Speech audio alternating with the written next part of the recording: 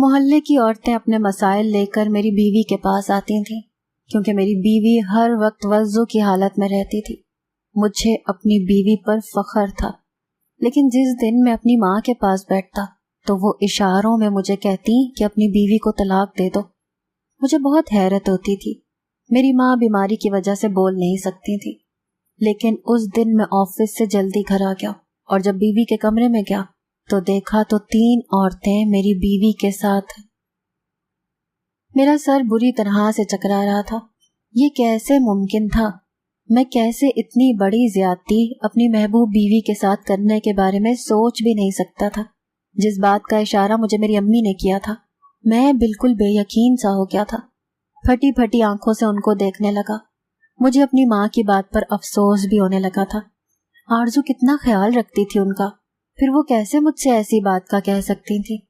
میں روز کھانا کھانے کے بعد اپنی والدہ کے پاس کچھ وقت ضرور گزارتا تھا۔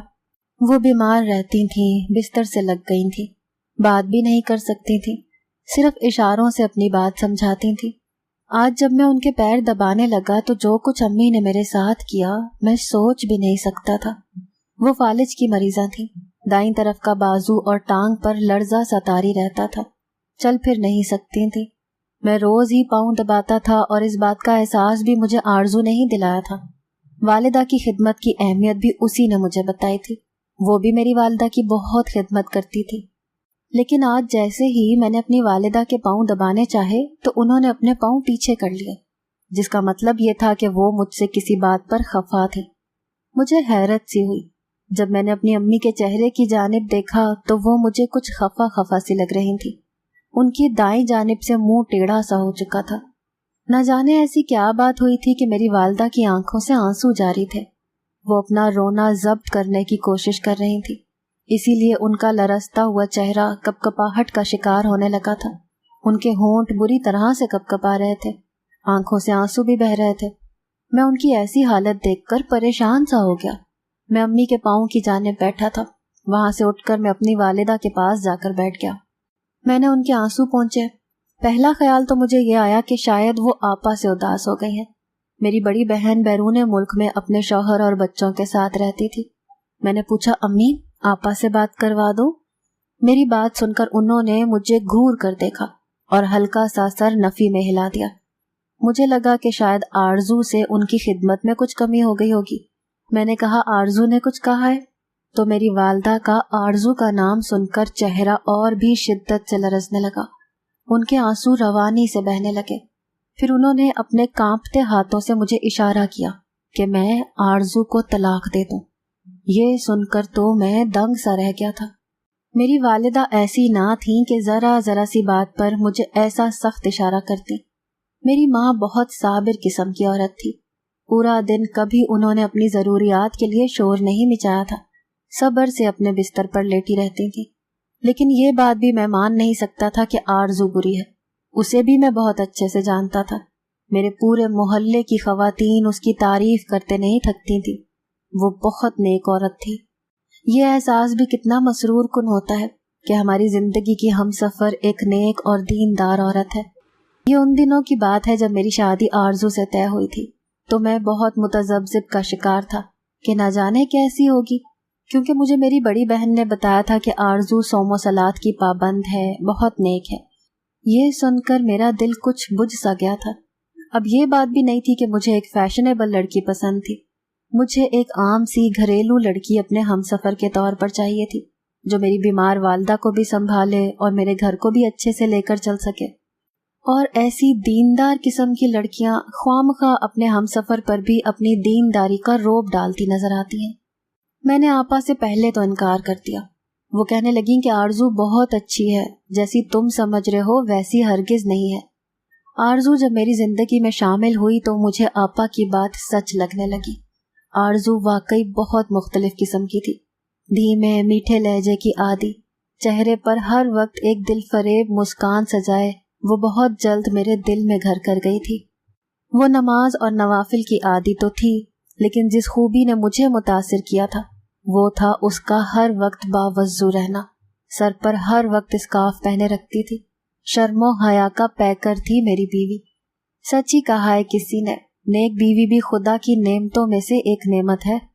میری والدہ میری شادی سے پہلے سے ہی بہت بیمار رہتی تھیں۔ ان کے دائیں جانب فالج کا اٹیک ہوا تھا اور ان کا وہ ہاتھ ہر وقت کپ کپاتا رہتا تھا۔ وہ بستر سے لگ چکی تھی، منہ بھی کچھ ٹیڑھا ہو چکا تھا۔ وہ بات نہیں کر سکتی تھی، بس اشاروں سے ہی بات سمجھاتی تھی۔ میری بہن بیرون ملک میں مقیم تھی۔ ہم بس 2 ہی بہن بھائی تھے۔ بہن جب پاکستان آئی تو میری شادی آرزو سے کر کے واپس چلی گئی، کیونکہ میری والدہ تو خود کو سنبھالنے سے بھی قاصر تھی، گھر کے معاملات کیسے سنبھال سکتی تھی۔ میری شادی کے بعد پورے گھر کی ذمہ داری آرزو نے خود پر لے لی تھی۔ میری والدہ کا بھی خیال رکھنے لگی تھی۔ میں اپنی زندگی سے بے حد مطمئن تھا کہ جب ہی میری زندگی میں کچھ عجیب و غریب سے واقعات رونما ہونے لگے، جنہوں نے میری سوچ کو ایک الگ ہی طرز پر سوچنے پر مجبور کر دیا۔ میری بیوی پاکی کا بہت خیال رکھتی تھی۔ سونے سے پہلے بھی باوضو ہو کر بستر کو 3 بار جھاڑتی تھی اور قرآنی آیتوں کا ورد منہ میں کرتے ہوئے سو جاتی تھی۔ جب میری آنکھ رات کے کسی پہر کھلتی تو وہ تہجد پڑھ رہی ہوتی تھی۔ میری تنخواہ بس اتنی ہی تھی کہ میں گھر میں بمشکل چلا پا رہا تھا۔ یہ آرزو کا ہی کام تھا کہ وہ اس تنخواہ میں بھی خوشی سے مہینہ گزار دیتی تھی۔ ایک دن میرے باس نے ہمیں یہ اطلاع دی کہ وہ ہمارے اسٹاف میں سے کسی ایک شخص کی پروموشن کرنے والے ہیں اور تنخواہ میں بھی اضافہ ہو جائے گا۔ ہم سب اسٹاف کے لوگوں کی یہی خواہش تھی کہ وہ شخص ہم ہی ہوں، لیکن ہمارے اسٹاف کا ایک نوجوان کافی محنتی تھا۔ اس کے سارے پروجیکٹس اس وقت اچھے جا رہے تھے، اسی لیے ہمیں یہی امید تھی کہ جس طرح سے باس اس سے خوش ہیں تو اسی کی پروموشن ہوگی۔ رات کو سوتے ہوئے میں نے آرزو سے اس بات کا ذکر کر دیا کہ تم دعا کرو کہ میری پروموشن ہو جائے۔ وہ کہنے لگی انشاءاللہ آپ کی ہی پروموشن ہوگی اور کل ہی ہوگی۔ یہ ایک عام سی بات تھی۔ مجھے 100% امید تھی کہ پروموشن اسی نوجوان کی ہوگی، کیونکہ سب کو یہی امید تھی۔ لیکن میری حیرت کی انتہا نہ رہی جب باس نے میرا نام لیا۔ مجھے تو اپنے کانوں پر یقین نہیں آ رہا تھا۔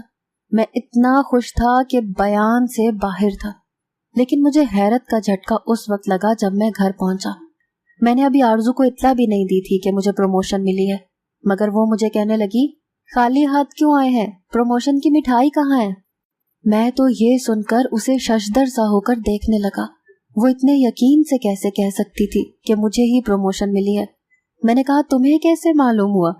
کہنے لگی مجھے اپنی دعاؤں پر یقین ہے، وہ کبھی رد نہیں ہوتی، کیونکہ میں ایک خاص بندی ہوں۔ یہ بات ایک ناقابل یقین سی بات تھی۔ میرا دل اس بات کو ماننے کے لیے قطعی طور پر تیار نہ تھا۔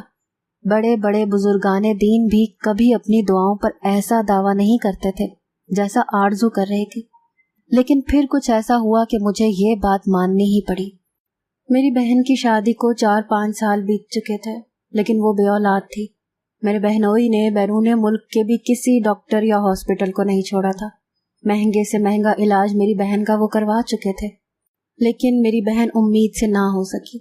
میں نے آرزو کو آزمانا چاہا۔ رات کو سونے سے پہلے میں نے اسے آپا کے بارے میں بتایا اور کہا کہ وہ آپا کے لیے دعا کرے۔ وہ باوضو تو ہوتی ہی تھی۔ اس نے کچھ دیر آنکھیں بند کر لی، پھر آنکھیں کھول کر بولی آپ کی بہن بہت جلد آپ کو یہ خوشخبری بھی سنا دے گی۔ آرزو جس دعوے اور یقین سے یہ بات کہہ رہی تھی، میں نے اس کی بات کو زیادہ اہمیت نہیں دی تھی، کیونکہ ڈاکٹرز کا کہنا تھا کہ میری بہن بے اولاد ہی رہے گی۔ حیرت شاید چھوٹا لفظ ہے، میں اپنی اس کیفیت کو لفظ ہی نہیں دے پا رہا جب چند دن بعد ہی آپا کا فون آیا۔ وہ بہت خوش تھی، کہنے لگی کہ میں ماموں بننے والا ہوں۔ مجھے اس خبر پر اتنی خوشی نہیں ہوئی تھی جتنی حیرت ہوئی تھی۔ یہ کیسے ممکن تھا، کیونکہ ڈاکٹرز بھی نا امید ہو چکے تھے۔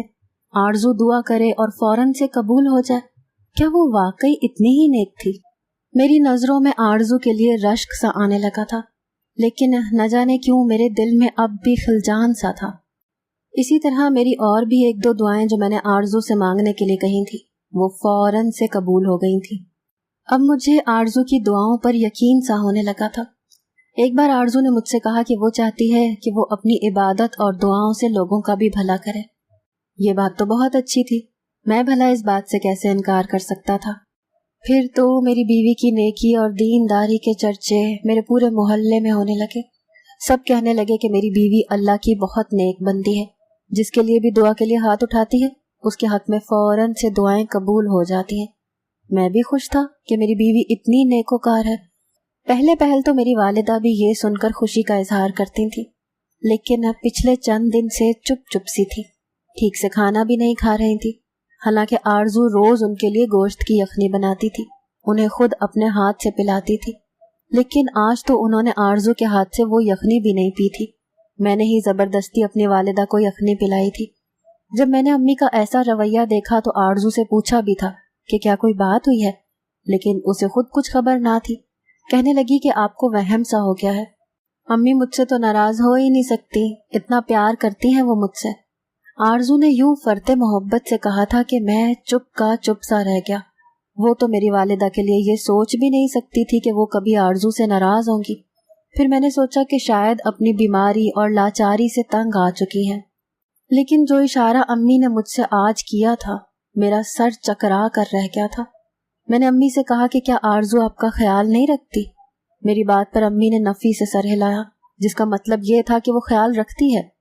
میرے دھڑکتے دل میں پھر سے بے چینی لاحق ہوئی کہ جب وہ میری والدہ کا خیال بھی رکھتی ہے تو پھر وہ مجھ سے یہ کیوں کہہ رہی ہیں کہ میں آرزو کو چھوڑ دوں۔ اس کے بعد جو اشارہ میری والدہ نے کر کے مجھے سمجھایا، میرے پیروں تلے سے تو زمین ہی نکل گئی تھی۔ میں گم سم سا وہاں سے اٹھ کر اپنے کمرے میں آ گیا۔ آرزو وضو کر کے آئی تھی، بیڈ پر لیٹ کر سورتیں پڑھنے لگی۔ میں اس کے چہرے کی طرف بہت غور سے دیکھ رہا تھا۔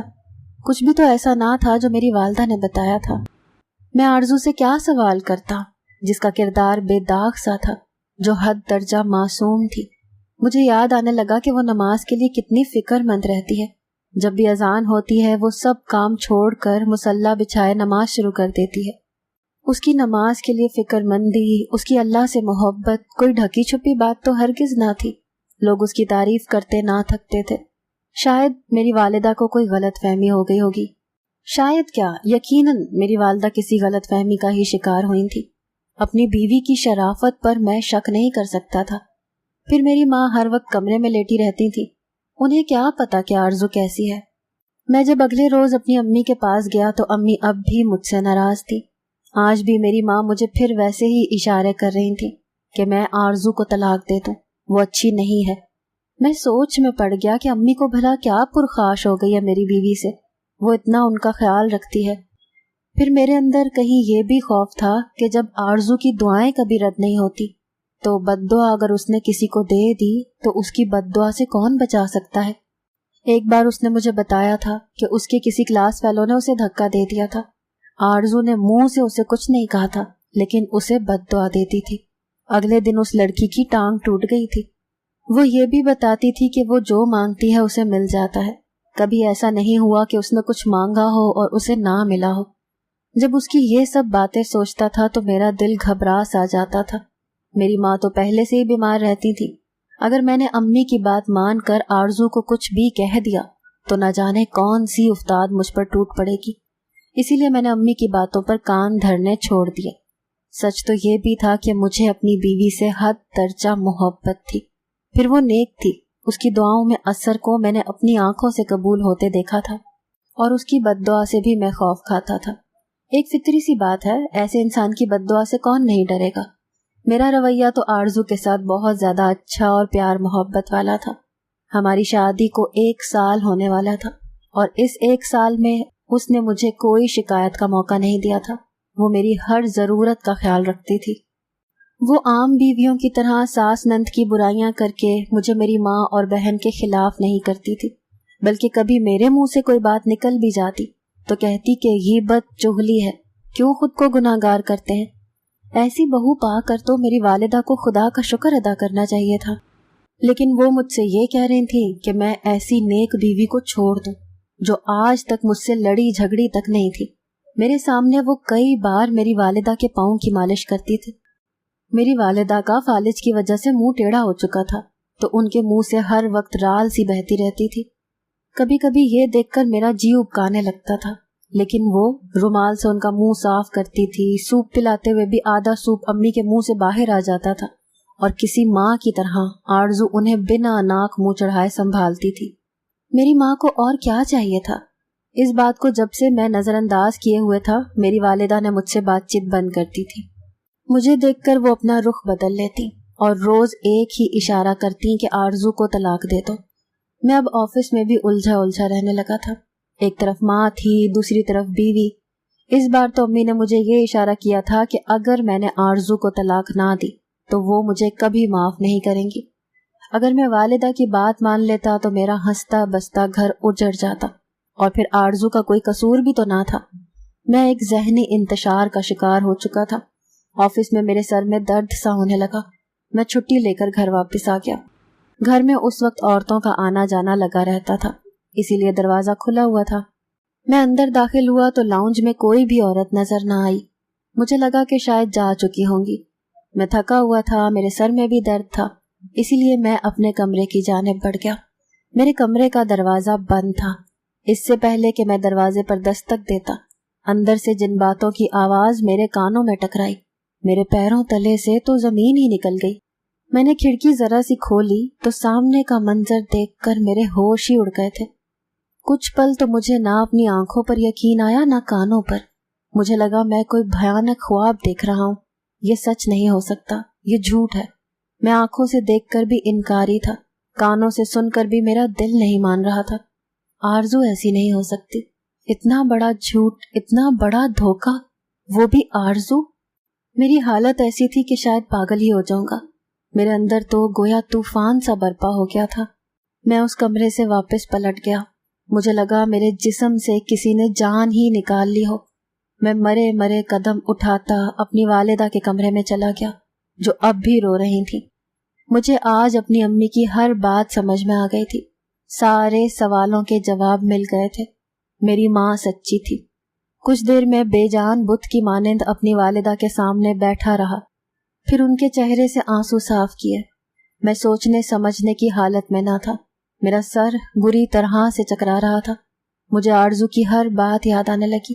कैसे वो बावजू रहती थी, अजान की आवाज सुनकर नमाज की खातिर सारे काम छोड़ देती थी, हर वक्त अल्लाह की बातें करती थी, कहती थी मेरी कोई दुआ रद्द नहीं हो सकती।